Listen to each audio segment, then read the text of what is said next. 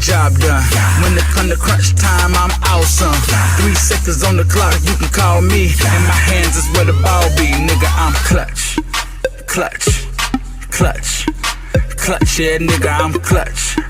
Clutch, clutch, clutch, yeah, baby, I'm clutch. Clutch, clutch, clutch, clutch, clutch, clutch, yeah, baby, I'm clutch. Clutch, clutch, yes. Clutch, clutch, clutch, clutch, yeah, baby, I'm clutch.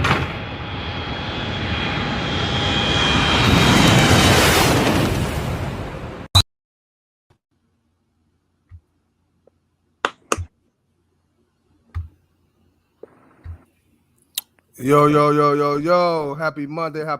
Hope everybody had a good weekend. Welcome to this episode of the Antoine Spivey podcast show. I'm your host, the man with the plan with the cleanest ways in all the land, Spivey.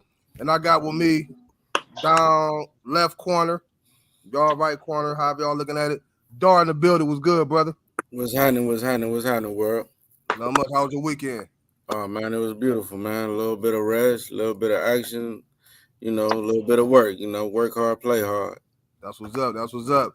And in my top right corner, y'all top left corner, Kells the Truth in the building. Was good with you? Not much. Just chilling.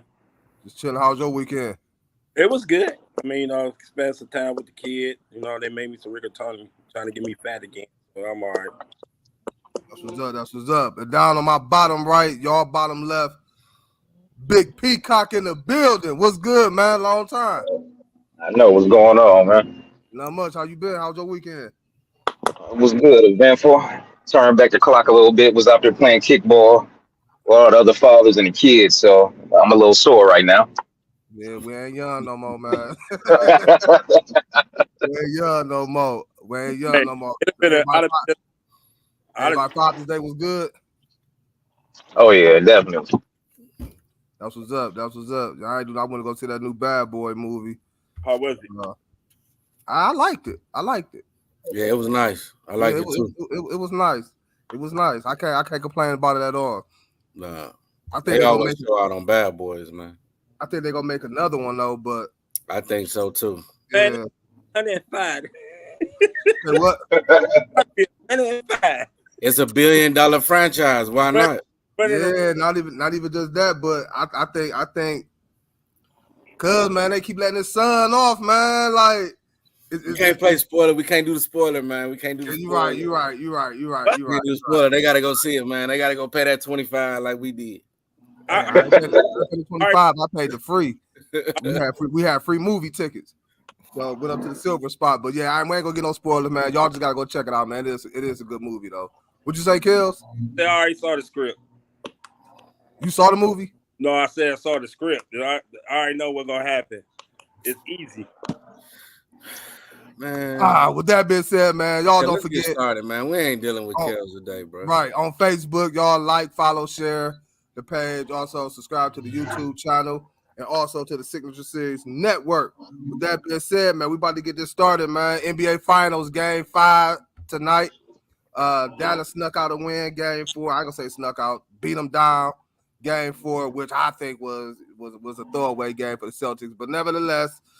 Ain't gonna get on that. But we got Game 5 tonight. Let me get some of y'all keys for the Dallas Mavericks and this must win like it was Game 4. Another must win Game 5 for Dallas. Peacock ain't heard from you in a while, so let me know how you feel. Game 5. What's the keys for Dallas to get a victory? Dallas, Game 5. I think Luka and Kyrie gonna have to get going early. You notice they got started earlier in Game 4. And you notice I look at Luka, he played better defense than he did the first 3 games in Game 4. He also had more assists. In the first 3 games, he was lacking a lot of assists, like he couldn't find open men. Also, it looked like he was having a hard time getting open as well. So I think them two gonna have to get started early if they want to stay in it. You say what? I think they gonna have to get started early if they want to stay in it. Because I don't think they want to play from behind. No, not on this closeout game. Not at home in Boston. Right, on the road in Boston. Yeah, I definitely agree with that. They got to start off the game early. Kills, keys for the Mavericks. The keys to the Mavericks for me, it always was hit their threes, play good defense, and minimize their turnovers. That's how they won game four by not the ball and by hitting their threes. Also, their defense got to be better down the stretch, meaning that the last 4 or 5 minutes of each quarter, that's when it seems like Boston is making a run. They need to stop that. That goes down to the bench players, you know. So the bench players got to come play. Since they had a nice little shooting night, I see that Jason Kidd might pay him a little bit more than usual. Hardaway, because he get. I always say you learn from a blowout game. You get your rhythm in a. That's how you get your rhythm. Put in people who have not been in the rhythm, and you let them shoot. That's how I feel about it.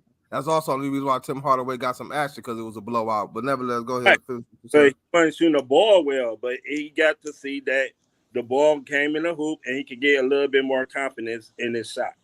So that's my key. Rebound the ball, push the ball up the court more. Do not let Boston set up in their defense. Rebound, memorize the turnovers. And Luke, I think the person who needs to go off first is Luka. I think Luka needs to start off faster than Kyrie. Where you at with it, dog? What's your keys for the Mavericks? They got to emulate exactly what they did last game. You had, other than Kyrie, I'm looking at the stats now. Jones, 5 points. PJ Washington, 6 points. Gafford, 7 points. 4 rebounds. Luka, 29, 5 and 5. Kyrie, 21, 6 and 4. Kleber, 5, 1 and 1. Lively, 11 points, 12 boards. Those 12 boards was crucial. You had Green with 3, 1 and 5. You had Exum with 10 points. As Kale say, eczema. Wow.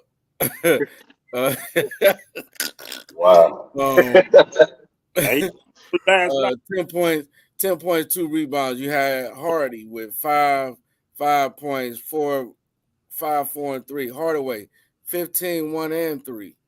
You know, even more seeing the 3-pointer and 4 rebounds. You know, even though it was garbage minutes, you know, those points add up, man, and those contributions add up. So if Dallas plan on winning and trying to emulate anything that the Cavs did back in 16, yeah. Don't get me wrong, no team has come back from 3-0 to win the ship. So, you know, they got to emulate. They got to play just like they played at home in Dallas. But it's gonna be difficult because it is the Boston. They are in Boston. They playing at the Garden, and Kyrie is not that successful when he goes there. Now, I will say he had on different shoes, so maybe that'll make a difference. It's always shoes. Yeah, for me, I feel like for Dallas, I feel like even though it was a blowout win, the way they came out in Game 4, they got to come out the same way, the same energy, the same intensity that they had. I agree with you, Kels. I think Luka got to come out and set the tone for this game, and hit some shots early, get into rhythm early. I feel like the role players. I ain't gonna count last game too much against the role players because it was a blowout. Dar, you mentioned PJ Washington only having 6 points and Derrick Jones only having like 5 or whatever, but it was a blowout. I think they only played I don't think neither one of them played no more than 15 minutes that game, if I'm not mistaken. Right. So, but I do believe on the road, in a hostile environment, Game 5, another closeout elimination game for the Mavericks to try to stay alive. I do believe the role players got to travel. You need those same contributions, man. Yeah, which I think is going to be real difficult for the Mavericks role players to do. Hopefully they can. If they do, we might could be going back to Dallas for Game 6. Or, you know, they could play well and they still lose Game 5. And Boston, you know, celebrate on their home court. I believe Jason Kidd, I know last game, the adjustment that he made was, you know, as Kales like to see, he played a zone, But the difference is it was just a basically like a zone but he took the center and basically just had him like roam instead of like, Boston tried to drive. They had him sitting there, which either forced Boston to kick it out or take a tough shot. I think that worked for Dallas in game 4. But I think Joe Mazzulla is going to make an adjustment to that. But for Dallas, they got to come out and again play with the same energy that they played with in game 4. And they role players got to show up. Got to show up on the road. Casual drafts, yeah. You say what? Hey, and you got on the Mavs colors today. Who, me? Yeah. Blue? They blue. They got blue. I thought Dallas. Yeah, I forgot they go back to green, but it's all cool.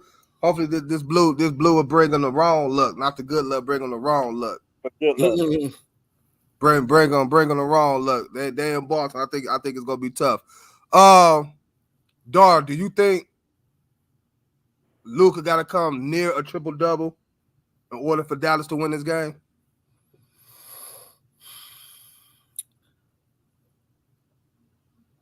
I'm gonna say yeah, and the reason I say yes is because they haven't played well in Boston.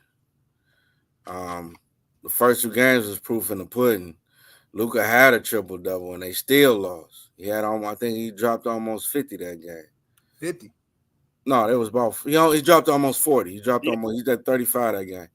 But anyway, fun. Right, 50. They should have won that game. But I mean, he had a triple double and they still lost. So he damn well need to have a triple double. Kyrie need to score over 20 points. Lively needs to have a similar game. He need to crash the boards. Get those. They got to be as scrappy as they was last game. They were in Boston's face. Kyrie. That's the best defense I've seen Kyrie play in a long time. They challenged their shots. Yeah, man, Luka played.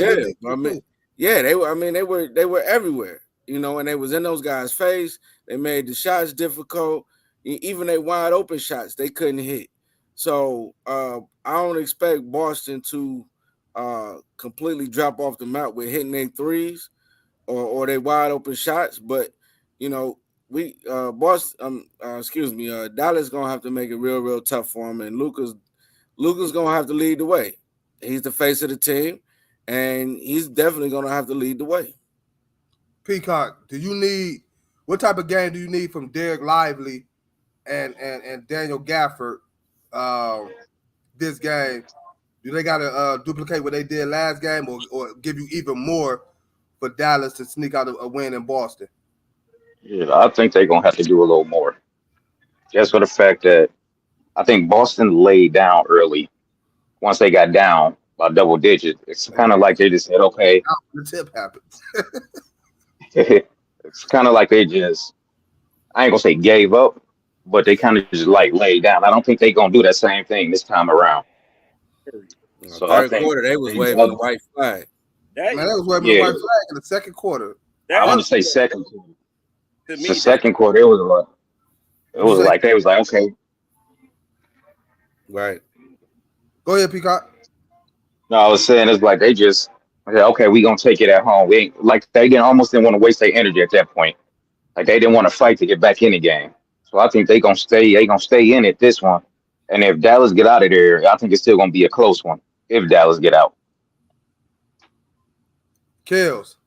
The one thing you never do is take your foot off the neck of any damn on team. They just in each of the series when we really watch and break down each of the series, Dallas has always came out strong. Always came out strong. First half, second quarter, third quarter, they come out strong. The last couple minutes of each quarter is where Boston made their runs. In each quarter. Going into the fourth quarter, Boston is usually up by 10 or 15, which will be hard for Dallas to come back. Now, if Dallas sustain the run that Boston gonna do in the beginning of the game, which they coming home, they got the Bears, Tatum and them gonna be on fire. They want to hold on. You said Boston always start the game off hot? At Dallas. You said Dallas? Dallas always start. Okay. I thought you said Boston. Go ahead, my bad. Said then going into halftime, Boston always make their run within 5 minutes of each quarter. They do it in spurts. You know what I'm saying? Going into the fourth quarter, they usually up by 10, which make Dallas more scrambling, trying to score, uncomfortable. But if they can keep the score going into the fourth quarter to 3 or 4, Dallas got a chance because once again, they got Luka and Kyrie, one of the best clutch shooters in the NBA, I feel right now, especially Kyrie. But if Boston up by 10 to 15 going into the fourth quarter, it's a wrap. Why you feel Kyrie a clutch player right now? Because Kyrie been hitting clutch shots all the time because, like I said, he got his rhythm. Kyrie got his rhythm. I mean, it's a hard time. He really don't play well in Boston, but I think he's gonna play well this time in Boston because he knows he don't want to go home right now. I don't know about that. Always hitting clutch shots though. I don't know about that. I do know he hit the one. Huh? I'm talking about Kyrie. I ain't talking about in this series. I'm talking about his career. Yeah, that's what I'm saying. This is his career. What big shots he hit in his career besides 16? Oh shit. He hit the one against Golden State on Christmas Day, the little step back against Clay on Christmas Day, and that following year he hit a clutch shot when he was in Brooklyn and in Boston. Kyrie been hitting clutch shots his career. Nah.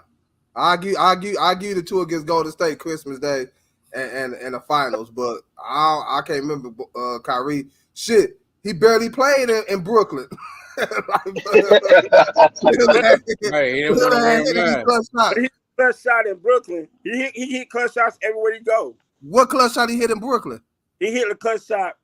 I can't pin it down, but He didn't. He didn't. Oh, okay, he did. Or in Boston. What did he hit in Boston? He hit that floater. He hit that floater with the left hand in Brooklyn against the Atlanta Hawks. He hit a floater. He hit another floater on the right side where he hit the jumper in Cleveland. He hit a game winner in Boston on the same play. Translation: it wasn't in the playoffs, and it didn't mean nothing. It does mean something when you win the games. When it's translation, win the game. I don't remember that happening. I remember. So therefore, y'all fault if y'all don't remember. But Kyrie, where JD at? We translating for Kels, JD. All right, who you rather have then? Who you rather have? Kyrie make a last shot or Jason Tatum? Oh my goodness, man. Or Brown. Man, LeBron. He said who's you have to take the game winning shot, Kyrie, Tatum, or Brown. Man, you be asking some of the most asinine. Yeah, asinine questions, man. Like Kyrie can't make clutch shots. We never said that. All I asked was he couldn't make clutch shots. All I asked was you said Kyrie made clutch shots over his career. You saying like he known for being clutch, and he's not. He's never been really the go-to guy in the clutch. I give you two. Both of them against Golden State. Now the 16 playoffs when we won the championship, if it wasn't for the block, if we had the block first, then we had Kyrie's shot, then we had Kevin Love's defense. Actually, it was the block, Kevin Love defense, then Kyrie shot. Yeah. Okay. So in that order. So with that said, Kyrie has not been like the go-to man for clutch and clutch moments in every single game. He want to be Kobe bad, but he ain't Kobe. Yeah, I don't know. I mean, I said this, Kills, in your defense. I say this. Don't look at all I gotta say. I say this in your defense, Kills. Is Kyrie capable of hitting a game winning shot or hitting clutch shot? Yeah, absolutely, he is. Absolutely. But have he done it? All I can count is to 2 times. One you just reminded me of. The other one, everybody in the world gonna know that until we start watching basketball, which he hit against Golden State in the finals, and then you just brought up the one against Golden State on Christmas. So I don't know about him being When he went to the hole, it was in the playoffs. We went into the hole and went under the basket against 3 people against the Thunder.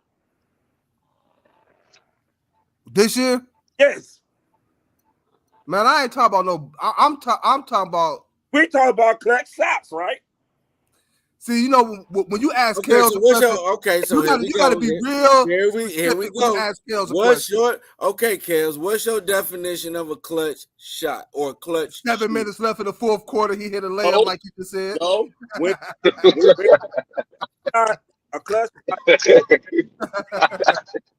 a clutch shot is this between 1 minute and 20 seconds in a game where you got to have a good shot, or when the man is in your face and the time is winding down on the shot clock.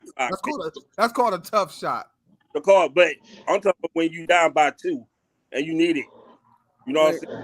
Okay, so my definition of a clutch shooter, right, is somebody who on a team that has a resume for clutch shooting when the time is winding down and we tied down by 1, down by 2, even down by 3, maybe to even give us an opportunity to go into the overtime, right?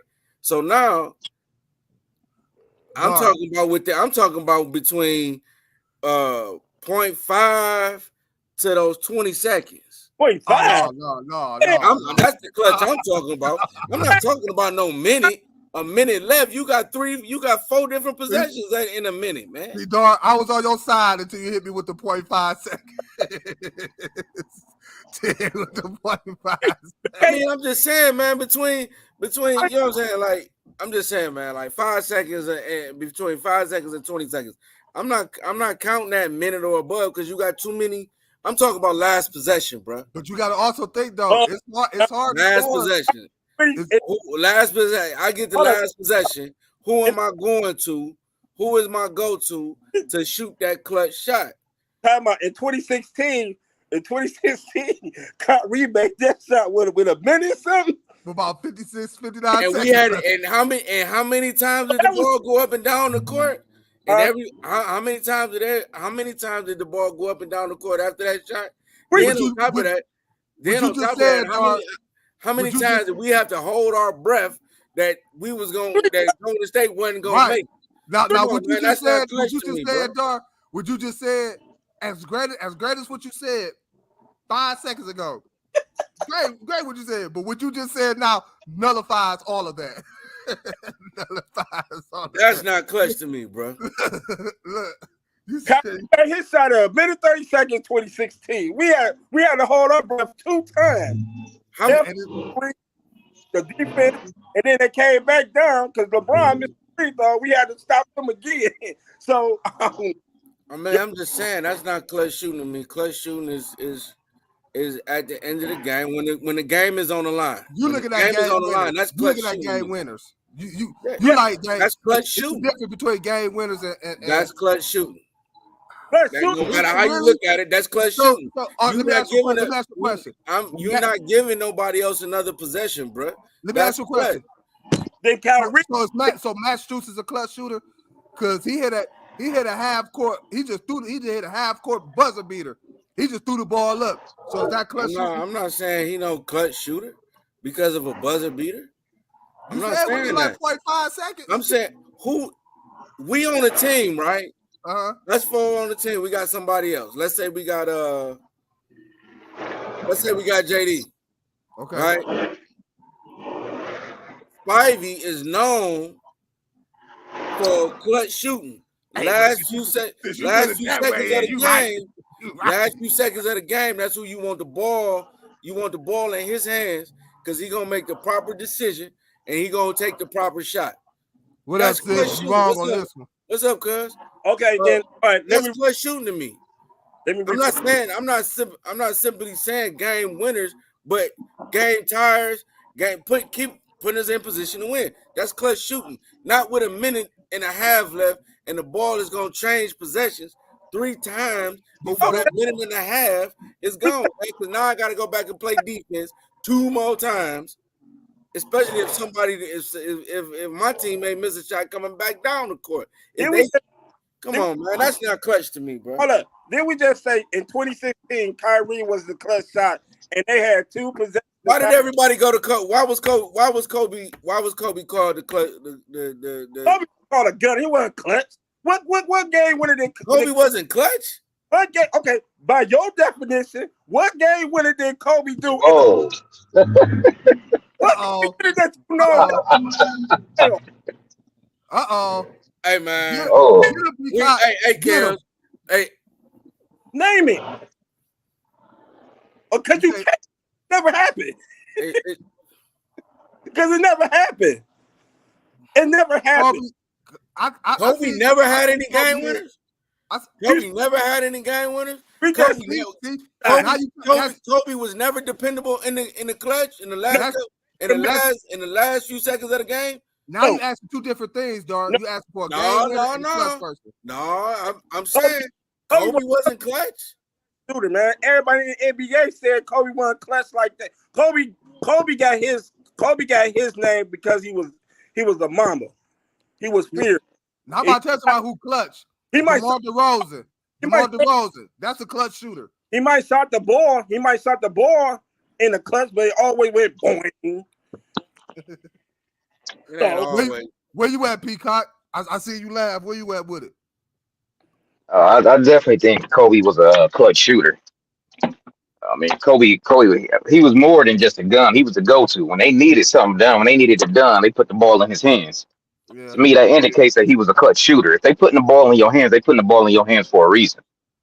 He was gonna shoot the damn ball anyway. I don't give a fuck if the ball went in. I too believe Kobe was a clutch shooter. DeMar DeRozan, that was another clutch shooter to me. Is LeBron? You say what? Is LeBron a clutch shooter? No. But he get the ball in his hand all the goddamn time. You know what? I say that. I would say this.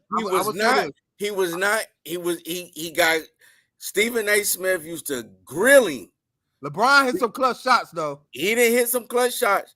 But Stephen A. Smith used to grill Bron because Bron would not take the last shot. Bron would not try to shoot the game winners. None of that early in his career. Bron is who everybody get a damn ball to late in the damn game. So how can you say he's not clutch? Because you know what LeBron did? You know why people hate LeBron? But I want to tell you the right basketball play. The right basketball play. Yep. And they was mad at him that he never took that game winning shot or whatever this may be, but he always made the right basketball play. So he didn't have to shoot over 4 people and 5 motherfuckers open and Kobe shooting the ball. Nigga, I was open. Pass me the ball. I make money too. I want to shot a little bit. Damn. Now, if I missed it, now you can cuss me out like, man, I should have shot the ball. But then, give me at least a try. That's what Bron was doing early on in his career. And he was getting grilled for it. And I never fought LeBron for doing the right basketball because that was the right It ain't my fault, Darnell Marshall didn't make it or Kyle Korver rim in and out didn't make it. Kyle Korver, that hurt. Kyle Korver hurt. So I did the right thing. It's another team involved in this. Boston. Peacock, what's your keys for Boston to win Game 5 to close out?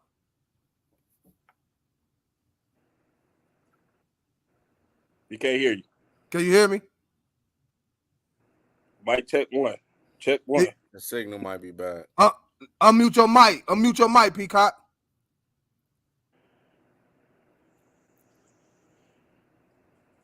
I'll come back to him when he get his mic together. Dar, what's the keys for Boston to win tonight? Man, Boston got to come out firing on all cylinders. I mean, just play Boston Celtic basketball. I mean, they've been successful. They've been successful at it for 3 of the 4 games. They're at home. They pretty much have everything going for them tonight. I would be surprised if they don't close out at home tonight. I'm expecting them to close out tonight. What's the key for Boston, Kels? The key for Boston is to better rebound this game. Facts. Don't the ball because they had 13 turnovers and defend the paint.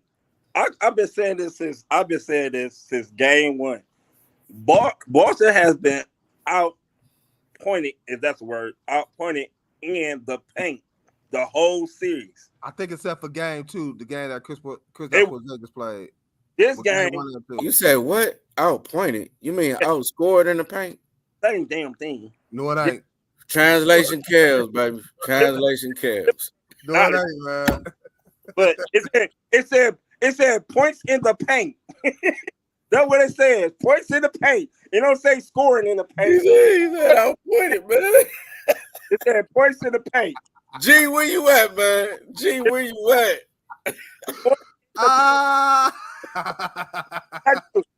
In game 4, Dallas scored 60 points in the paint. Boston does not play good D in the paint. I talk about how great a defense they play. Boston made 14 threes the other night, right? And what I've been harping on, Dallas made 15. Now you see the discrepancy in if Dallas make their threes, Dallas has a chance to win because they're going to get the ball in the paint more than Boston is. That's all I've been saying for the whole series. But hold on, Kels. Let's be real. I'm being real. Let's be real. Let's take a step back. I'm taking a step Boston defense took away all those alley-oops, all those fly plays earlier on in the season. That's what Porzingis, man. Exactly. And they were still scoring 40 points. Huh? 40 points in the paint. What you missing my point here, Kels. They was taking away all the live shit. You understand? And okay. they was hitting their threes, yeah. And Dallas wasn't making many. But here's the thing. You going back to Boston, you think you gonna get all those alley-oops and shit and all that fly shit in the paint tonight? I don't need all that fly shit in the paint. All I need is to go to the basket and make a layup. And all I need is to be a rebound. What happened game 3 in Dallas? We saw game 2 and game 3. We saw Kyrie and Luka get to the cup and miss on the front of the rim. How many times? That can't happen if they're gonna win. And then to answer your question, then if they'd have made them shots in the paint, they'd have won. So what I'm saying is this: once again, if it was the 5th, we'll all be drunk. I wish, but what I'm saying, you see, I got my red cup. What I'm saying now is this: if Dallas get on par 3-point shots like they did in game 4, Dallas would be in the game. Dallas would be in the game and stop all these 10-0 runs, 11-0 runs. Dallas would be in the game. Dallas was in the game in the first 3, except for maybe game 1 when they got roasted. I ain't even about to count, man. But look, I'm like a coach. I ain't even worried about. They was in the game. They was in the game 2 and 3, right? Until the third quarter. And the third quarter is the same quarter that the Cavs. It was the same situation with us when we played Boston. Boston go on that run. Mute your mic, Peacock. Boston go on that run in the third quarter. I'm good now. Nothing about it. We couldn't bounce back from it. So if Dallas is gonna win, or if Dallas is gonna be competitive enough to make it close enough to try to win at the end, they're gonna have to absorb whatever Boston come out doing in the first 5 minutes of the third quarter. That's their recipe for success. I think me personally, and then I'm just going to me personally, I don't think it's the first 5 minutes coming out. I think it's the last 5. It's a tone you set. Both of y'all are right. It's a tone you set, and it's how you end quarters. Both of y'all absolutely right. How you end quarters is key, and how you set the tone beginning of the game is key. Peacock, what's the keys? What you think Boston need to do to secure a win tonight and get that league 18 championship. Well, Boston, if you notice, like when you look at certain players, like Tatum, he was extremely frustrated this game. I think he felt he wasn't getting the calls, but it's like they got into his head, and I feel like they took him out the game mentally. Also, Drew Holiday, through the first 3 games, he ain't had no turnovers. He had 5 by himself in game 4. 5 turnovers by himself. That game, man, it was all about the money. All about the money. Hey, sometimes it make you wonder. Yeah, it was some envelopes in that locker room. They want Luka to get swept. He's supposed to be the quote unquote face of the league. Face of the league. Luka to get swept. Right. Tonight, if they win tonight, not if, when they win tonight, and what Boston was. I'm telling you, you cannot. When you got somebody down 3-0, and you get your butt whooped like that. That is still confidence in the other team. Like, yeah, we can beat them. We could go up here and beat them. I'm telling you. I mean, the biggest difference in last game was when I cut the game on, man. Tatum was in foul trouble. Brown was in foul trouble. All of them had like 3 fouls, and I'm like, dang. Game 1, wasn't hardly no fouls on Boston. Game 2, wasn't hardly no fouls on Boston. They wasn't in foul trouble in game 3 either. 17 total fouls. Now game 3, didn't Luka foul out? Yes. Yeah. So, question, you see how close that game was? If Luka doesn't foul out, do you think Boston still wins that game? No, it's 2-2 going back to Boston. I think Boston still win that game if Luka didn't foul out. Okay. Luka fouled out. What was they down by when Luka fouled out? 4? 4 or 5. It was like almost 5 minutes left. Yeah, 3. It was down by 3. Down by 3 with 5 minutes left. With 5 minutes left. It was going back and forth, It was going back and forth. And guess what happened? Right after Luka fouled out, Brown went to the free throw line. Okay, I could counteract to say this. And then Dallas came back down and missed a free throw. Y'all want to say if Luka didn't foul out in game 3, it would have been a different story. I could go and say this. If Boston ain't shooting horrible like they did in game 3, if they actually Boston been shooting horrible for real, the whole damn series. Would Boston still be up 3-1 or 3-0 at that point? If Boston shot how we know Boston was accustomed to shooting. It would probably. You just said if Dallas would have shot the ball well from the 3-point line, it probably. But we all knew. We said, well, I said it. I said it at the beginning of the series. Dallas wasn't a great 3-point shooting team, and Boston defended the 3 the best in the NBA in the regular season and the playoffs. So we knew that. What we didn't know was Boston was going to shoot horrible like they have been shooting game 1, 2, 3, and for the 3-point land. That's what we wasn't expecting. They was 14 for 41 this game. Every That's game horrible. besides game what? Your monitor fell, cuz. Besides your monitor. You can't see your face. Yeah. Besides game 3, they've been in the upper digit. I mean, they've been double digit each game in threes.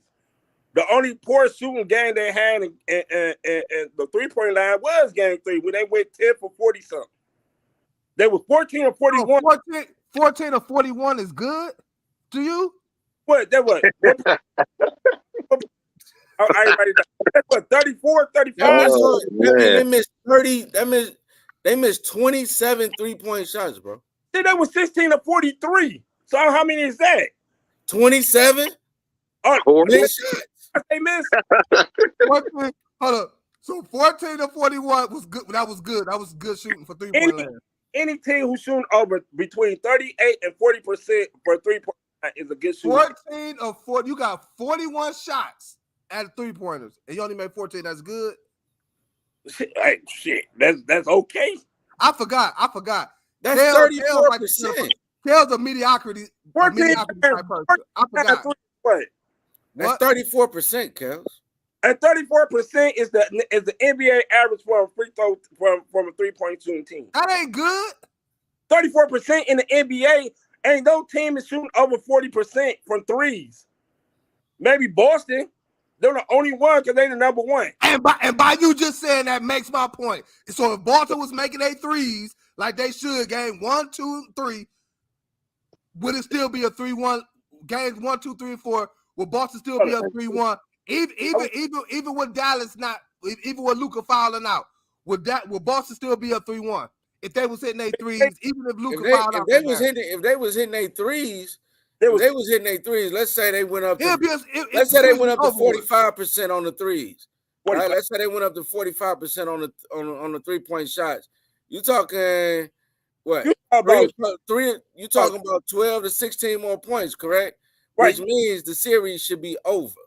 You talk about if the average threes they make is over about this game. They made 10, 14, 15. And 16.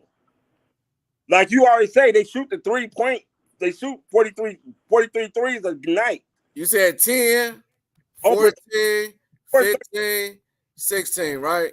Right. So 38% is good because that's the NBA average is 34%. Kels, would you need to stop doing? Would you need to stop doing this, Kels?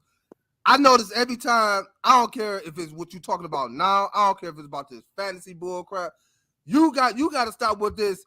As long as you hit your average, you go win. You got to stop with that stuff, man. You got to stop with that. If you know it, okay. You got to stop with that, man. You got to stop with that. You got to stop. So if you got to stop. So let me ask you. You got to stop. Averaging 105 points a game. That's your average.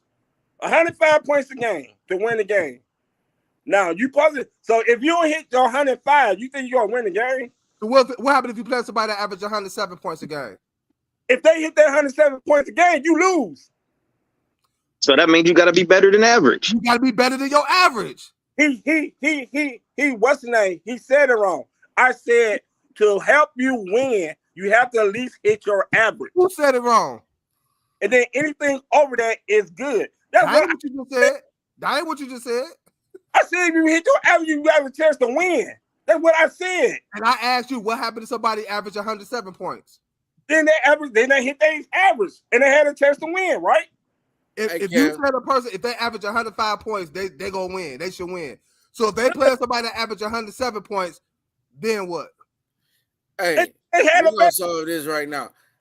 How many did Boston miss? How many did Boston miss the first game? They made 10. How many did they miss? I had all the stats. I had all the 39, something like that. 29. There was 16, there was 6 39. They was what? Game 1, they was what? 10 for 39? Game 3, there was 10 for 39. So they missed 29, right? Right. 10 for 39. That's still good shooting in Kell's eyes. They hit 34% of their threes. Man. And then they was 21 for 27 plus 27. And then they was plus another 27, right? Because they was this is just on the miss side. This is in 3 games. This is already 27, 27, and 29 shots missed. That's 83 3-pointers that was not made, bro. Okay. Compared to all right, you remember that? And let's take it. I'm just gonna throw a number out there for the 4th game, right? I'm just gonna throw a number out there for the 4th game. Let's say for instance it was 14. You said 16 for what? 16 for what? 43. For 43. That means that was another 27 shots, right? Okay, so that's 110, right? Okay. 110 divided by 4 games. Okay, so look. So what? No, fuck that. Okay, what was the percentage? Dude, that's what was the percentage? 55 divided by 110, man. So what's the percentage? That's a little less than 50%. And we fudged some numbers. But I'm just saying.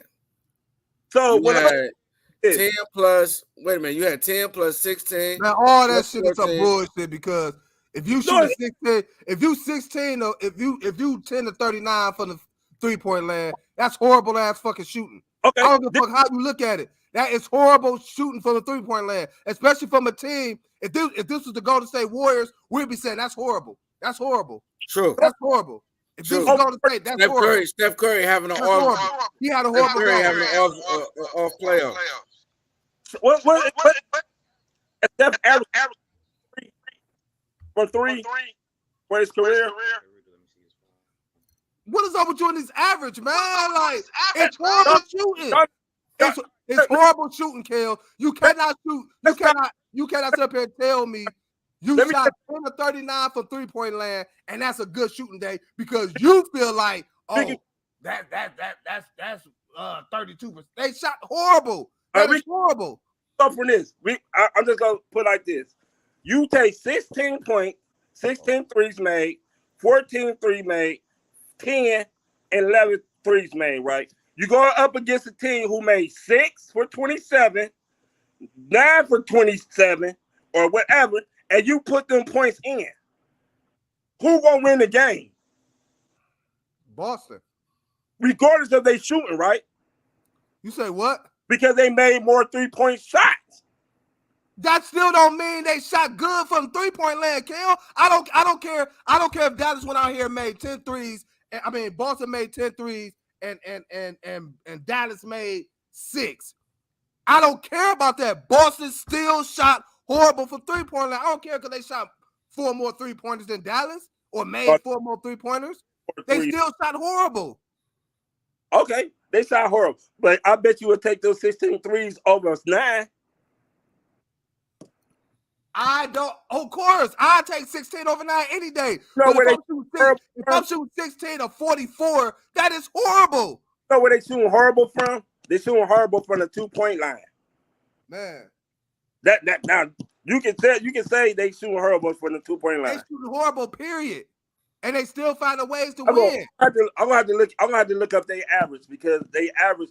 Boston is not shooting well this series. They must have been shooting terrible the whole year. Who have? Boston. No, they haven't. It's just this series. They are not shooting the ball well, man. I have to look up their stats. I'm gonna have to look up their percentage. Oh my goodness, man. You just don't want to listen, do you? You just don't want to listen, do you? All right. I said y'all cool. Y'all okay. Y'all got your opinions. It's cool. But I'd rather hit 16 threes. You can hit 16 threes.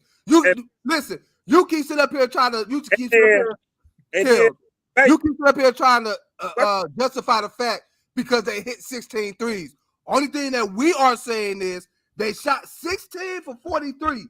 That is a bad shooting night. I don't care if they hit 16 of them. But what you just said, that's what Boston does, though, don't they?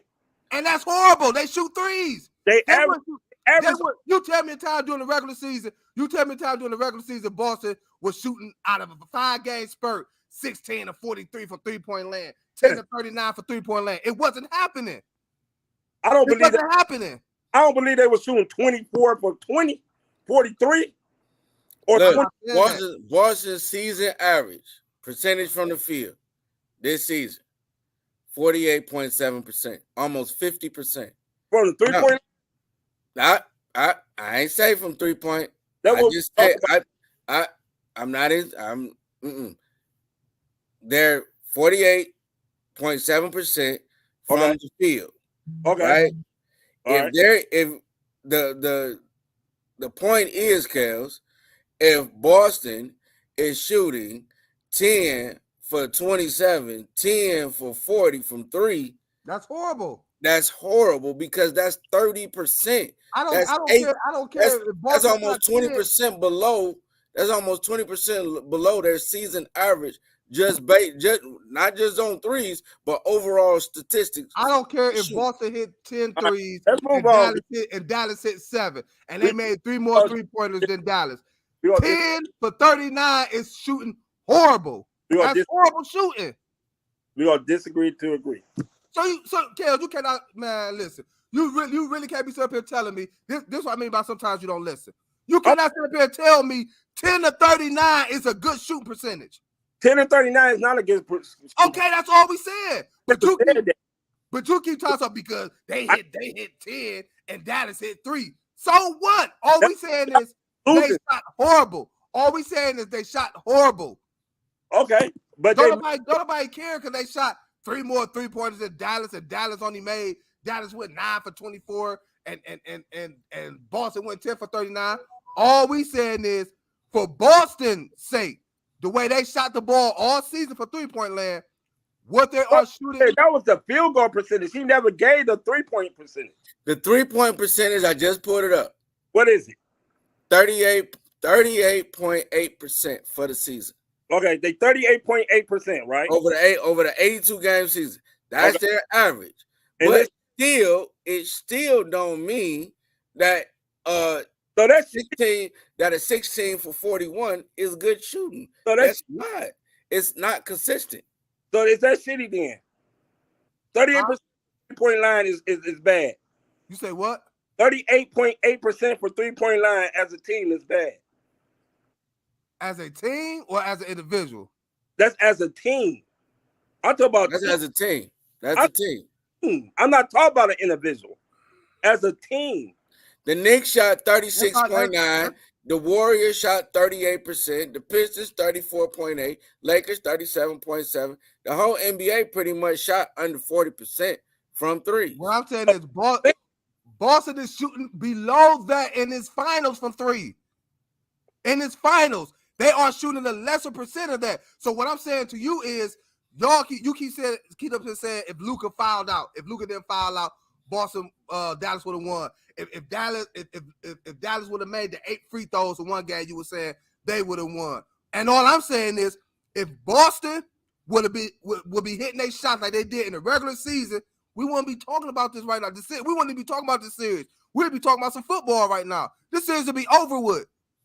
Over with. I don't. Again, I understand what you're saying. Far as they made more 3-pointers than than Dallas. Yes. But all we are saying is Boston is shooting horrible from their standards from 3-point land. I'm gonna look up how many threes, and now I'm gonna do it the percentage, and it's probably goodness. Maybe. Why? Like what Kels? What the point of you doing that is what? To try to prove us wrong, to try to prove yourself right about something? No, just for my little thing. Not because I want to be right. I don't want to be right. Obviously, you do. The only thing I'm right about is this. They made more threes, they win the game. Flat out. If you made more threes. If Boston don't make more threes, Boston will not win the game. We all know. You can say the same thing about the Warriors back in the day. If the Warriors didn't make all them damn threes they'd be losing all their games. We know Boston shoot threes. Okay. That is their game. That is their game. And all I said is Boston have also won games this series, as I keep stating, them shooting the ball horrible from 3-point land. Just because they made 16 threes kills don't mean they shot great from 3-point land. That's all I'm saying. 16. Okay, and I'm saying that too. I'm saying that. No, you're not. You're saying they shot good. You said they had a good shooting night for 3-point land because they made 16 threes, and Dallas only made 9. So you said Boston shot great for 3-point land. No, they didn't. So they shot horrible. Yes, they made more threes than 20 more shots. If Boston would have took 20 more threes or whatever threes, and they made 12 or whatever, and Boston would have made the same amount of threes, wouldn't that game be closer? What? If Boston would have made at least 4 more, would have made 13 3-pointers, 13 threes, and Boston made 16 or 41, but shot at a lesser what's the name? Well, Dallas would have won. You said if Boston shot 16 to 41 and Dallas made 13 threes? Yes. Would Dallas still have won? Yes. It all depends how the other aspects of the game went. And they outscored them in the paint. Again, I hear you. By you said they outscored Boston in the paint. I hear you. All I'm telling you is if Boston would hit their threes like they've been hitting them all season long, we wouldn't be having this conversation. If they shot the percentage that they did all season long with the 3-pointers, we wouldn't be having this conversation. Whether they made 15 threes, 16 threes, 17 threes, 18 threes, 19 threes, 23s. It don't matter. All we saying is, I hear you 100%, Kills. I hear you. Yes, Boston made more 3-pointers than Dallas. Dallas shot horrible, shooting 9 or 20-something for 3-point land. That's horrible. Both teams shot horrible. That's more than horrible. That's outright. That's outright. What's the name? They not both teams shot horrible. Horrible. Boston shot horrible to Boston standards for what they did in the regular season. That's all we saying. I don't care if they made 16 threes and Dallas made 9. But I tell you what, if they went 16 to 41, if Boston would have hit 8 more of them threes, we still won't be having this conversation. Because they would have hit more of their threes and they would have been beating Dallas by more points than what they've been beating Dallas by. Yeah. Okay, that's what I'm saying. So don't sit up here. Don't say Boston is shooting good for 3-point land, shooting 16 to 43. That's just ridiculous. That's just ridiculous. Both teams are shooting horrible. I don't know. I don't know what Joe Mazzulla's saying, so I don't know. I'm pretty sure he said we can't be shooting 16 to 41 and thinking that's good 3-point shooting. I'm pretty sure of that.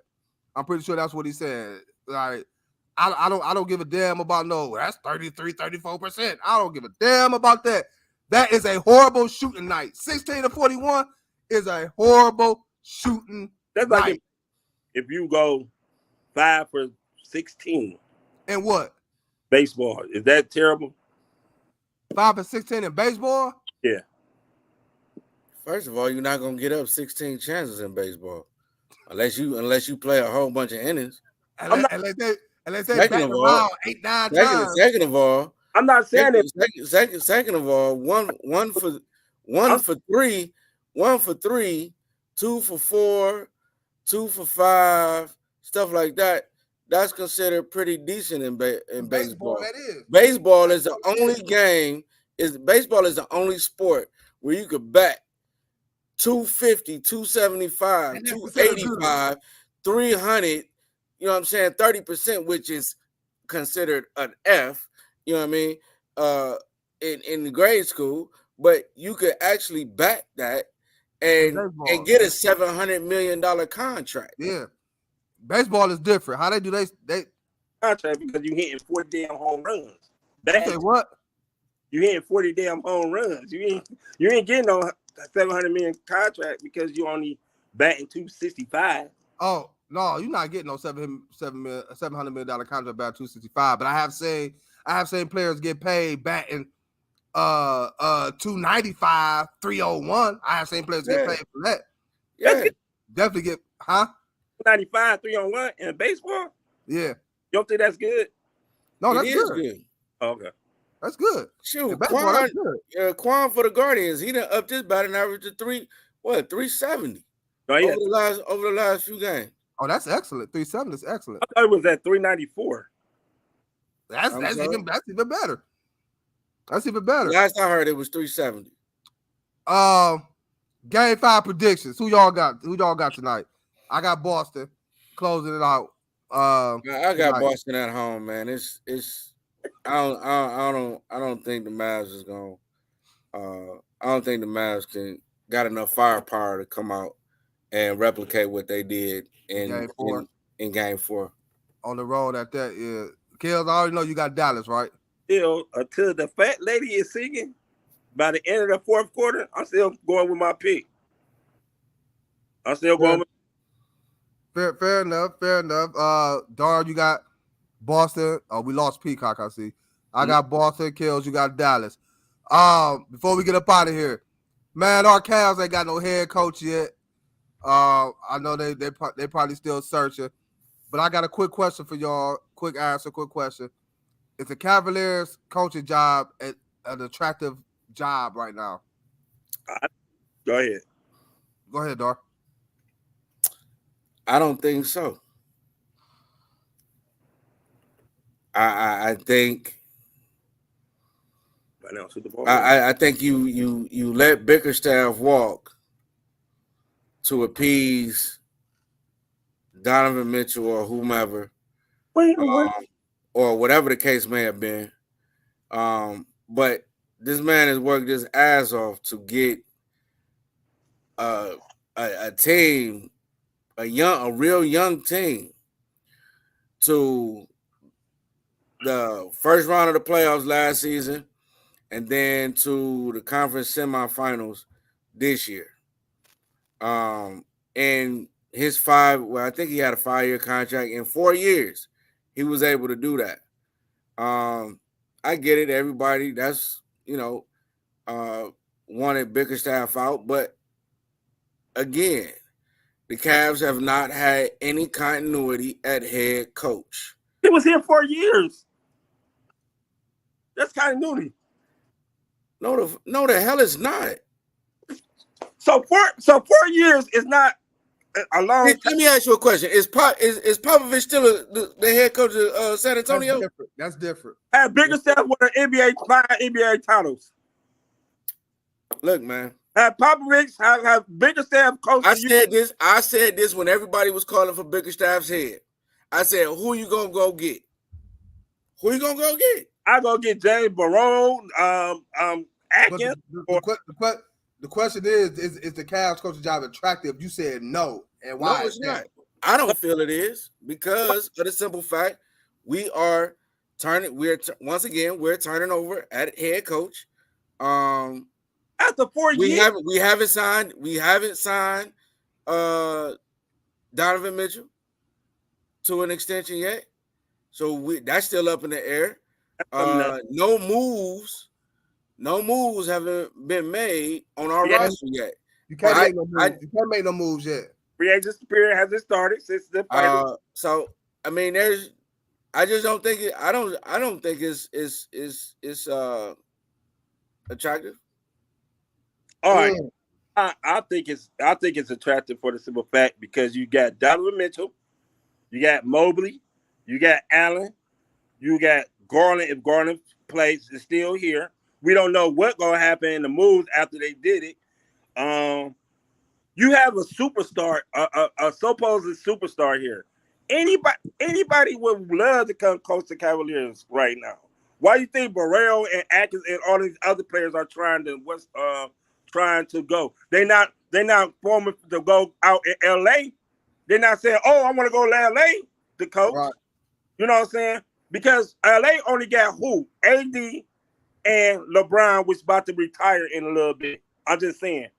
But not to say that the Cavaliers not an attractive job when you got Donovan Mitchell, an all-pro who averaged 28 points a game this year, who played hurt in the playoffs. The only thing we have to do is tweak our lineup. We could go out and get somebody. We can also trade Garland. Why not? This not attractive. Why not? And you talk about turnover. We still got our GM from Ty Lue day. So what's the turnover? The turnover is only JB Bickerstaff, and he coached for. You know what got JB Bickerstaff out of Cleveland for real? I'm gonna tell you what got him out of Cleveland. His rotation patterns, his way to handle Donovan Mitchell, the way he handled Darius Garland, and them. I mean, I talk about how they play together. You have to come up with some type of schemes to get them motivated to play. You know, so Bickerstaff had his time. The people the people in the locker room did this when he was talking. Walk. That means that Andy? Voice. That's all I'm Andy. Voice. Hey Dave, you was right. Dave Ruiz, you hit the nail on the head. But at the same time, Kobe Alden put this team together. And my job, not JB. And my job, Kobe Altman put this team together. And JB's job was to coach them. Hence, this is why Dan Gilbert is going to be very much more involved with the coaching process and more hands-on with the team. Always been with the coaching process. He never been in a GM room. He never been in a draft. Well, my opinion is, I'm with you, Kels. I do think the Cavaliers' coaching job is an attractive job. We got pieces that a coach can work with. Evan Mobley, which I do feel like I do agree with Dave. Uh, I ain't see what he said. uh, He Kobe said Evan Altman put the team he should together, be farther along. but it's JB Bickerstaff who's supposed to coach these boys, True. and he ain't coached them up to the level at this point in their careers in the NBA that they should be, especially Evan Mobley. So, but they got Evan Mobley, they still got Jared Allen, they still got Donovan Mitchell, they still got Darius Garland. Depending on what they do with him, you know what I'm saying, before the season starts. So a coach can look at this team and say, okay, I got Mitch. All right. I like Mobley. I got him. We could do some things. And like a coach looking at this team like, man, what y'all want me to do with this? What y'all want me to do with this team? I can't do nothing with this. It ain't like we got a team like the Charlotte Hornets. You know what I'm saying? No team like that. Washington Wizards. Yeah. So I do feel like the Cavs coaching job is an attractive coaching job. I do believe the next coach we get in here will like what he have on the roster. Like a couple of tweaks here and there, of course, for the Cavs would be good for the team. But I think the Cavs job is an attractive coaching job. We just got to get this going, get this coach in place before the draft happen, before free agency start. And I think the Cavaliers be good. Hey, man, great show today, y'all. Great show, great conversation. Appreciate Peacock for tuning in for the time he could.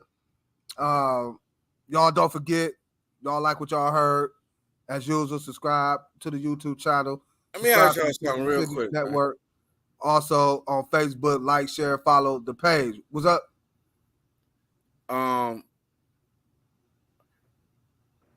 Do Mobley's progression, right? How is that all on Bickerstaff when he's out for 32 games? 32 or 71 of the games due to injury. You talking about this year or just in total? This year. He missed 23 games between December and January. That ain't Bickerstaff fault he got hurt. That's my point. That's not Bickerstaff fault he got hurt. But hold up, you can't use the 32 games this year. You gotta look at everything until for the time we dropped the Evan Mobley. How many time we dropped the Evan Mobley up to this point now? How many games did he miss last season? You say what?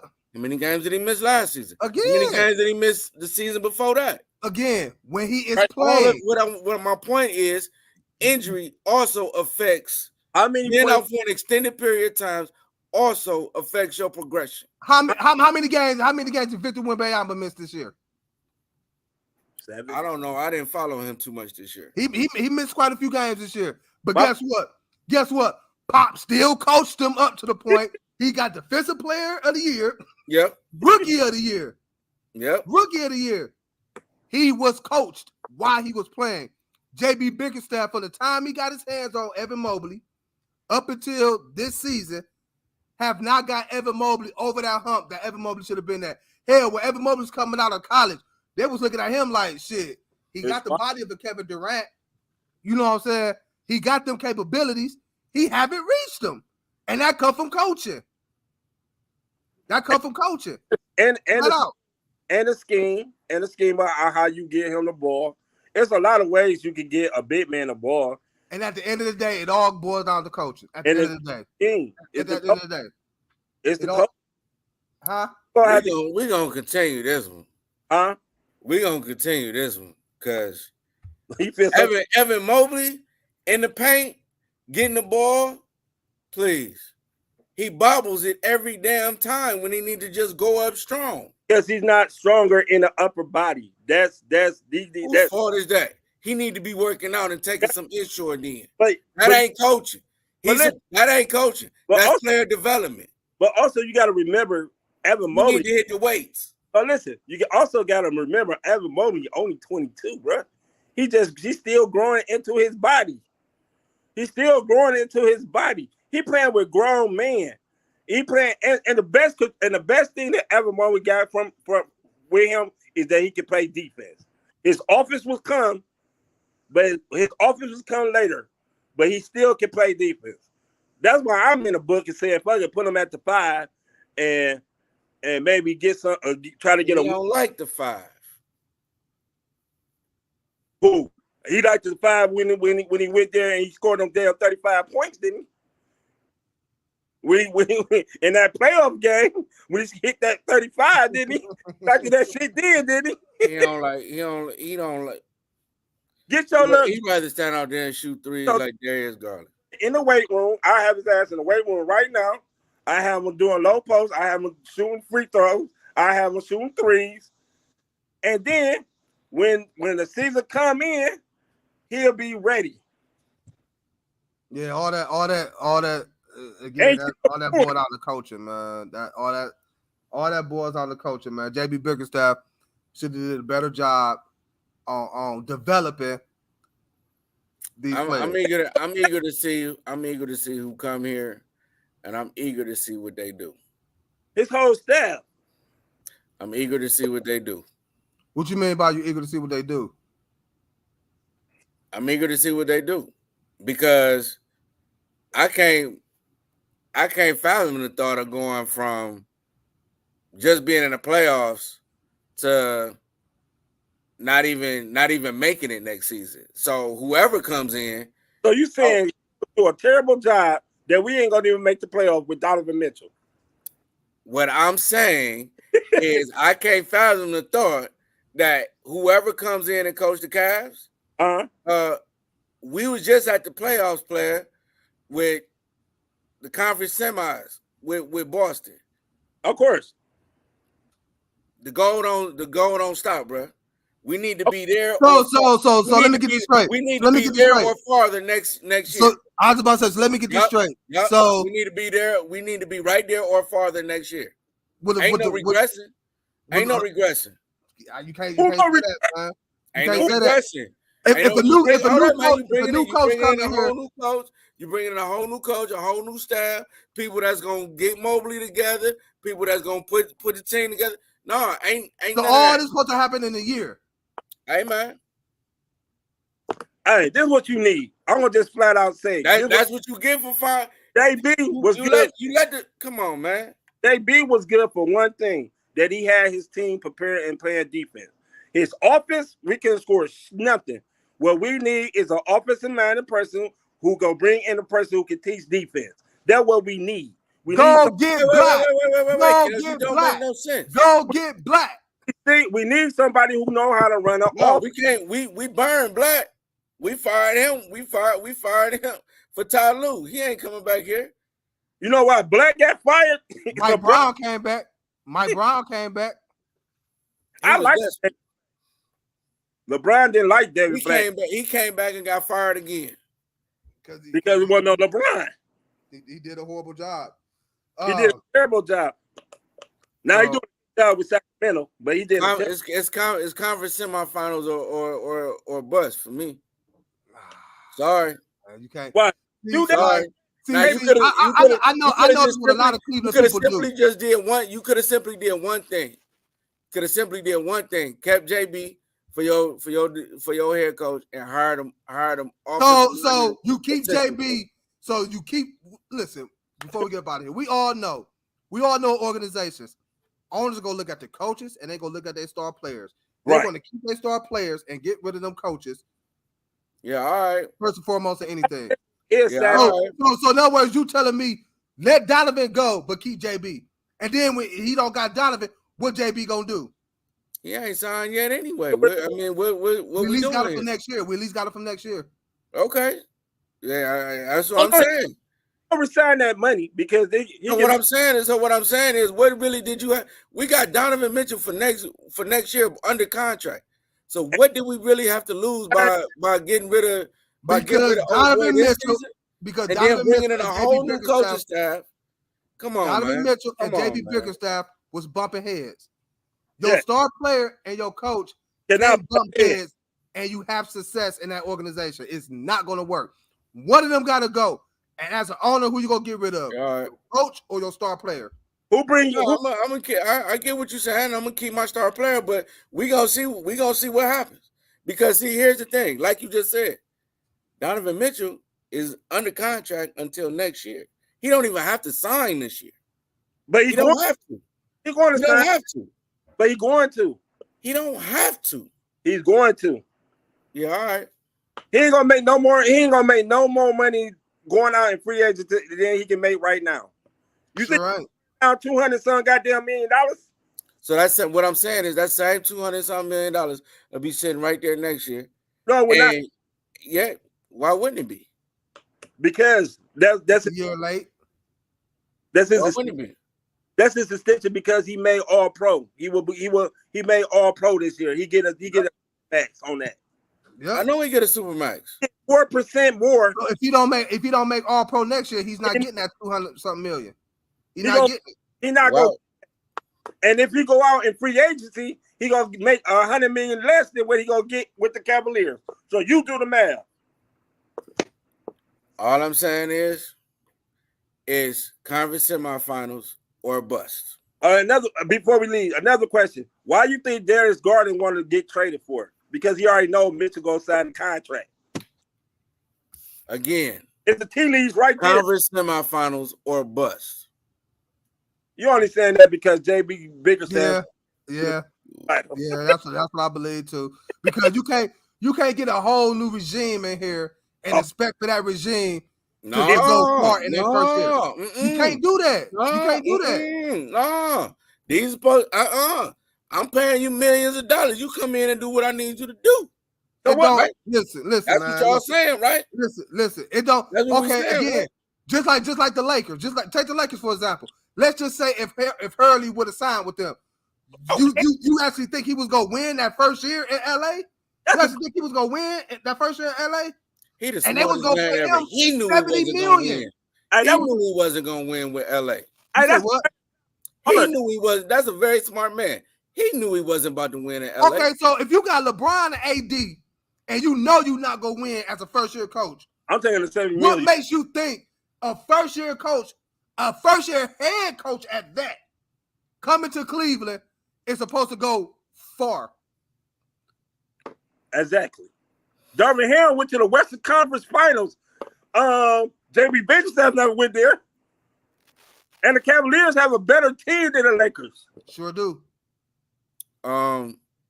So it's still conference semifinals or bust, at least. So you telling me if Kenny Atkinson or James, I cannot his last name. Goddamn right, because they yup.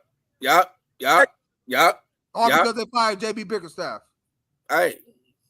All right, well, okay. In that case, do you think Bickerstaff coming back would have took us to the NBA finals or conference championship?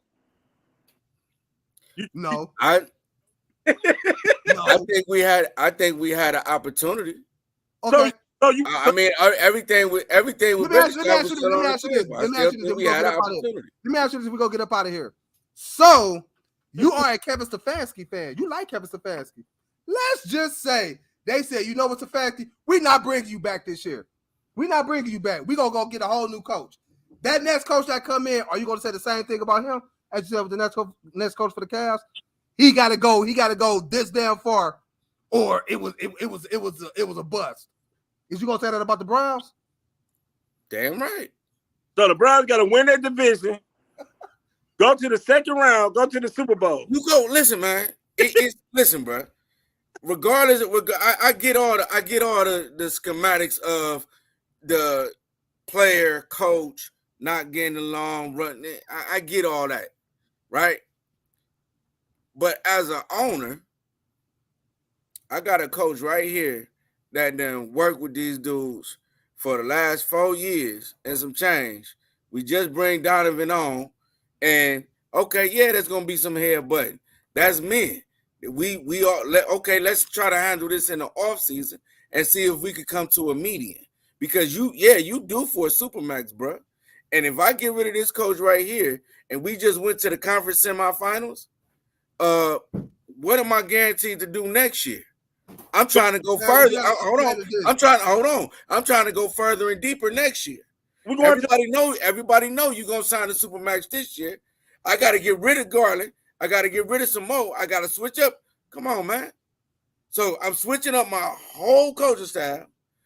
switching up some players, and I'm just supposed to say, oh, get him 2 or 3 years. Boston It's back to the fucking drawing board. Boston did the same That's thing. bullshit.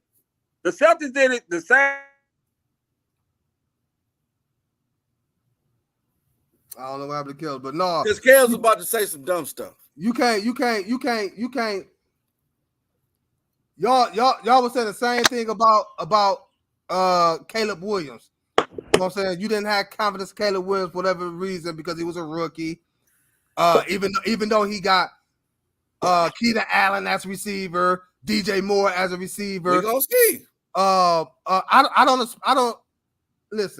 don't expect for Caleb Williams to come out here and light up the joint. I don't expect him to do that. We might not, but guess what? When you take a player, when you take a player, number one in the draft, after you just got rid of a quarterback with the same capabilities that you could have just kept and given him the same very weapons that you just gave this rookie to go out and win with, it would have made more sense to give your veteran those same weapons instead of a rookie. Now you throwing the ball, now you throwing everything on this rookie hands, and everybody in Chicago, he talking that talk like he Johnny Manziel. Okay, we'll see. And guess what? If it's anything less than what their expectations is, it's going to be a bust. Or it's going to be, well, he is a rookie. It's going to be the same old shit. Now, it's going to be the same old thing for the Cavs. Oh, well, we got first-year coaching. Cavs 39 and 42 or whatever, 82 games, whatever the case might be. Subpar. Subpar, right? So let me ask y'all that. Hold on. Let me, just like y'all asked me, what record with a new coach, new team, would y'all be satisfied with? And we not making the playoffs. What record would y'all be satisfied with? The same. You didn't say that at the beginning. If the Cavs don't make the playoffs, that's a fucking failure. That's a failure. That's not a good season. That's a failure. No, you just said. I said conference semifinals. Damn right, because that's what we just said. So in your eyes, with a new coaching staff, we gotta be competing. We gotta be competing in the playoffs and at least make the conference semifinals. Cuz, come on, man, we can't regress. Why do you think it's so easy? We got new coaching staff and we got new dogs on the team. Why we regress? We did we fired JB Bickerstaff. We got it, you know what I'm saying? We got new coaching, we got new teammates, we got rid of Garland, we do this, we shuffle some pieces. What you saying now is what you saying now is reasons for them to have a type of season. Oh, we made the playoffs under this first year coach. All right, let's build off of what this coach is doing with this new regime. What you just said right there justifies that. If we got a new coaching staff, a new point guard, new player, we're gonna have new players on the team. Yep. You can't expect for them dudes to duplicate what the dudes did last year. You can't do it. I got a question. I got an example. Why not? Hold on. We was here last year.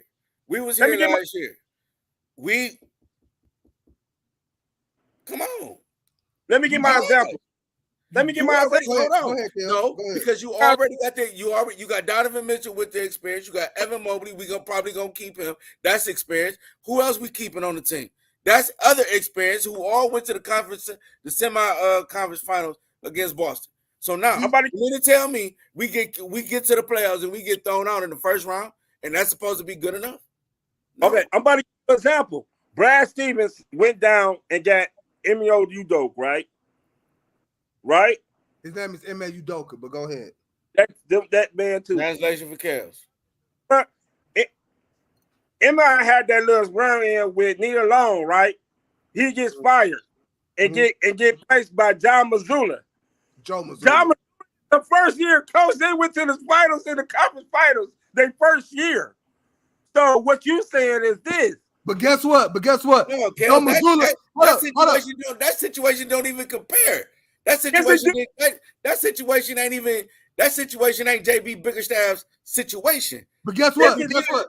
No, Joe that's not JB's. Mazzulla came into that season with Jason Tatum, Jaylen Brown, Marcus Smart, Al Horford. He had the same team that Ime Udoka had. So, Right. yeah. But with the Cavs, we won't have JB Bickerstaff. We won't have Darius Garland. We won't have we don't know what's gonna happen with Karis LeVert. We don't know what's gonna happen with Isaac Okoro. We don't know what's gonna happen with Jared Allen. So I mean to tell me, let's just say all 5 of them is gone. You cannot expect for the Cavs to go back to where they was under a new coaching staff with all 5 of them gone. You can't do that. So if the Cavs lose Darius Garland and they bring in a point guard and Tyus Jones, you expected for Tyus Jones to do what Darius Garland was doing. You're gonna have to do. I mean, we have gonna have to put up better numbers, bro. You gonna have to put up better numbers. He can't. He's not a better player than Darius Garland. Oh, he can't. Why we get him then? I'm just saying. If we lose Darius Garland, this whole what I'm trying to get y'all to understand is this whole off season is geared towards, or should be geared towards, getting and hiring the proper coach that could take us to the next level, right? Because everybody said JB couldn't take us to the next level, right? That's why he's out. What we said was JB Bickerstaff did not develop the players like he should have. That's what we said. I'm saying, which is still okay. He didn't develop the players like he should. So nor can he take us to the next level. They felt like he can't take us to that next level because these players weren't developed like they should have been. Correct? Am I correct here? Am I in the ballpark here? Okay. All right. Now we're in the ballpark. Now he's gone. Right? So we're gonna go get a whole new coaching staff. Right? Now, go get a whole new coaching staff. We gotta sign our number 1 player, our star right now, Supermax. Boom, 200 million. We gotta sign him. Boom, we gotta get rid of Darius Garland. We gotta make some other move. We gotta move some pieces around. My point is this. So how do you expect for them to get back? You did all this. You did all of this to bring in some people that's supposed to be able that could take us to the next level. So yeah, I'm looking for conference semifinals. But how's you supposed to do that when you losing everybody from that team? How's you supposed to do that? That's for Kobe Alton to figure out. All right, so let's say we get a coach, right? Because obviously you're gonna have to bring in some better players, some better talent, right? Oh, we go out and bring in some better talent, right? We gotta get some talent for Okoro. He don't score much, but he got great D. We trade Darius Garland and Okoro for a wing player, a great wing player who can score, right? All right. So we got Donovan, and in free agent we signed Titus Jones, for instance, to replace Darius Garland. Now he has the point guard who can match up with Donovan Mitchell, who can also be off ball. They don't need the ball in his hand as much. You feel what I'm saying? So they can run the offense better that way. Now we have a wing player who can score the ball and put Matt Strus. Even Titus Jones can be the backup, put Matt Strus at the 2 guard where he belonged at. I don't want Donovan Mitchell playing point. I don't want Donovan Mitchell playing point. I think Donovan Mitchell, he can't really play, but I think that'll be soon better for him for now because he needs the ball in his hand more. You know what I'm saying? I feel just the position as point. That don't mean he have to bring the ball up. It's just where he at. You know what I'm saying? He a combo guard. But on the opposite side, he plays the shooting guard. You feel what I'm saying? So he shoot the ball. And then you have your wing. Down, this coaching staff will be better off because because when you bring in and the same people have the same habits that they do, you cannot break that person's habit. Right. You can't. So if you got a bad fish a bad apple in your surroundings, you need to get that bad apple out so the new coach can bring in his system so that also they can understand. And you got to understand this: it takes longer than a year to learn the whole new system. Yes, It that's takes just like the it take more than a year to learn a whole new system. It's just now. I would say this: if we go out here and get this new coach, bring in new players, and we don't make the playoffs, that's a disappointment. That's a disappointment. But I think with a new regime and new players, again, we just had a pair stated that Evan Mobley is not at the level that he's supposed to have been at coming out of college at this point in time in his career. That comes from coaching. A coach can't develop a player like that in 1 year. I'm sorry. It's just not happening. Unless you're that generational talent like a LeBron or a Luka or a Shai Gilgeous-Alexander type. It's just not happening. It's just not happening. So if we go out here and get a first-time head coach, he might have been an assistant for some years. You replace J.B. Bickerstaff with him, and then not only you lose Darius Garland, and again, we don't know what's going to happen with Jared Allen. We don't know what's going to happen with Garland, Allen, Okoro, or LeVert. So if you lose all four of them, and then your coach on top of that, there's no way in hell unless you bring it back a KD, a Joel Embiid, or LeBron, or Giannis. You're not finna duplicate what you did that prior season. You're not. Okay. Even Giannis, so that brings me to my next question. I'm glad you said that. If I'm losing I lose coaching. We changed coaching, whole new regime. I done lost 5 of the players that was on the team when we went to the conference semifinals, right? Played in Boston. Why the hell should I sign? That's hitting the reset button. Why should I sign a Supermax here? No, it's not, because you know why you should sign you know why you should resign the Supermax? First, you get more money. That's the first thing. Second, the organization went out. Who cares about the money if I'm trying to win championships? Donovan Mitchell has been, listen, man, Donovan Mitchell has been in the playoffs every single year that he's been in the NBA. And I understand that. But has Donovan Mitchell ever signed a $245 million contract? You always talk about breaking generators. Regardless he signed 245 or 345. If all he wants to do is win and win at a high level, compete at a high level, and win a championship, he already know that 245 gonna come from either the Cavs or somewhere else. So my point is, why should I sign a Supermax here? You know why you gonna win a Supermax here if y'all hitting the reset button? You know where you gonna win? He know Darius Garland. He know Darius Garland want to get up out of here. Right. You know the organization is doing everything in their power to make the team work. You can stay status quo. You can always stay status quo. You can always. But when your best player is clashing with your head coach who has not taken you nowhere but to the conference finals, you're going to wipe out everything.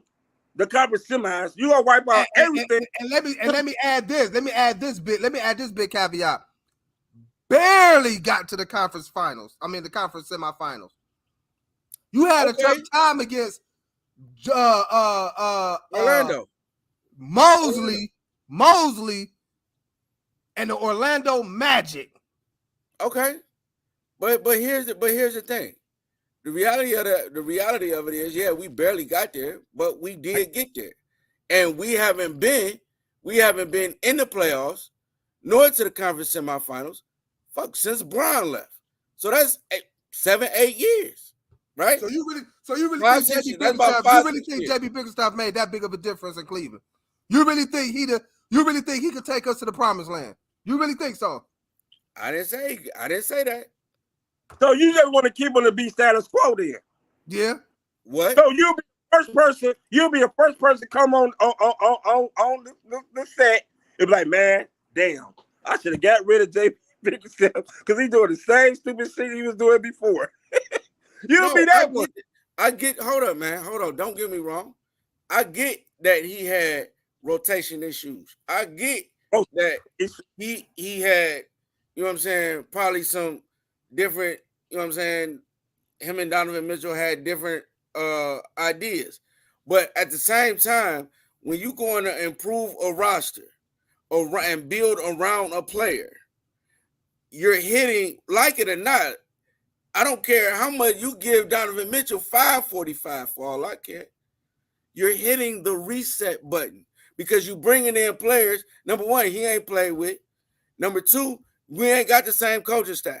So we hit the reset button. Wait a minute. We hit the reset button, and we're not guaranteed to be back where we was this year. Now, in 4 years, since Brian left, what coach have we had to even get us close to the playoffs? Nobody. JB Bickerstaff. JB Bickerstaff. Okay, and that Wait a minute, hold up. We got wait a minute. We got wait. No. We got swept against the Knicks. Don't get me wrong. We got bullied. Then we come out here. We barely make it against Orlando. I get it. All I'm doing is playing devil advocate, fellas. That's all I'm doing. Is playing devil's advocate. Because, like I said, for me, this is my personal. You know what I'm saying? This is my personal opinion.